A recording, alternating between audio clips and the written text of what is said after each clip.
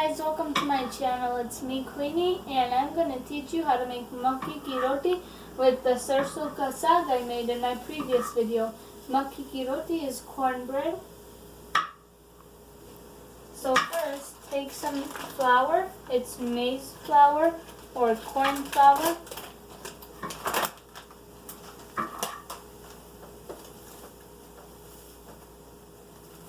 I took around 250 grams.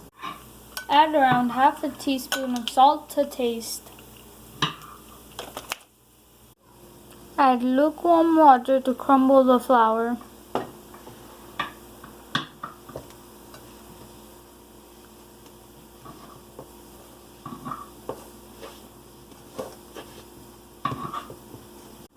Keep kneading the dough for a while so the rotis don't break while you make them.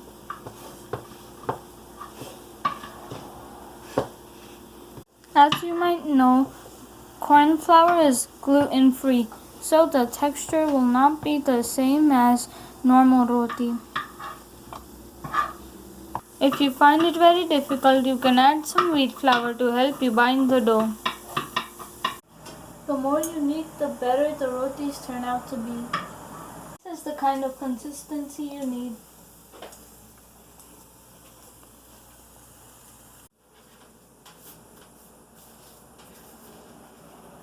Make palm-sized ball like these and then squeeze them between your palms and roll them in a circular motion. As there's no gluten in it, it's really hard to do it on a rolling pin. Don't make them too thin like the wheat rotis. These rotis are supposed to be thick. Mine is done and my tawa or griddle is hot, so I'm going to put it on now.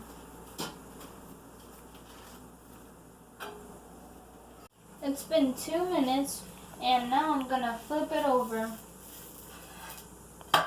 and add some clarified butter or ghee. After around 2-3 minutes of cooking, I'm going to flip it over again and add some more ghee.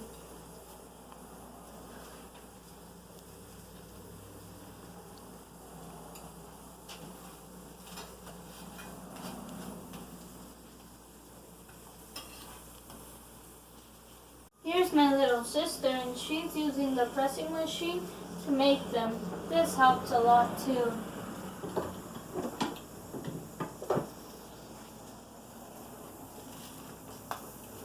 Now that it is done, I'm going to take it out on a serving plate and serve it with Sarso da Saag. It's going pretty good.